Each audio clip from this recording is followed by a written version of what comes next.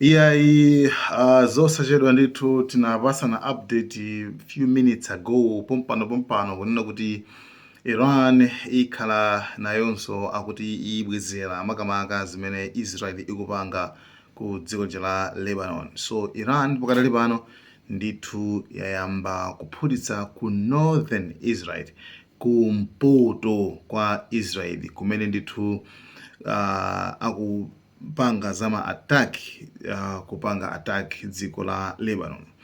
So pakadali pano ndithu panali wave number 1 imene ndithu ma Israel ndithu ndi ma defense awo anawakha kumene kuku kena panabweranso phase number 2 kenakonso akuti kukubweranso phase number 3. So anyway kwinako ndithu tiziona kuti ma update azitipeza bwanji, koma pakadali pano tidziwe zimenezo kunena kuti Iran yapanga attack kama kuti yapanya mabomba ku dziko la Israel.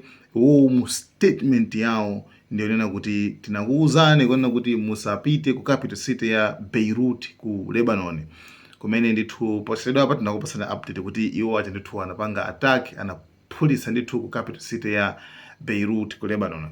So after that iwo ndithu akuti ifenso pano tikupanga attack chifukwa cha zimenezozo. So atulusaso ndithu kalata yonena kuti mukapangaso attack ku Lebanon dziwezonso kuti mulandilaso attack inaso iyi kunali kubwezera nkhani ya Lebanon. Komanso mukapangaso attack dziko la Iran ndikuti mudziwenso kunena kuti apapaso ndikuti mukhalaso timukuyambaso nkhondo inaso. Komano the point ndiyonena kuti izi zachitika chifukwa kuti inu mwapanga attack Beirut, chifukwa izozo ndi zimene mwafuna. So ife tikayankhula timakhala kuti tayankhula. This is breaking news. The Iranian regime has launched a large missile attack at Israel. There are currently missiles in the skies of this country. We just saw one soaring toward the northern city of Haifa from our position here in Tel Aviv. The Iranians say they are responding. So nkhani ndimene guys, thank you so much. Ndiye tikhani tukupasaniso ma update ubwinobwino komanso tione kuti ma casualties ake zochitika nchani zatede.